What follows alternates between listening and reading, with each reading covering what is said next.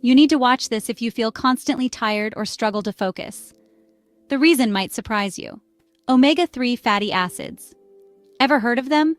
These are essential fats that our bodies need but can't produce on their own. When we don't get enough omega-3 fatty acids, our health can take a serious hit.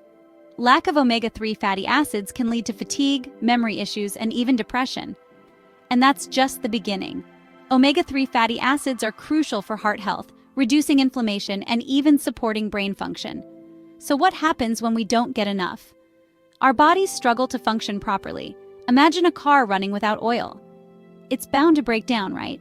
The good news: foods rich in omega-3 fatty acids like salmon, flax seeds, and walnuts can help keep us in top shape.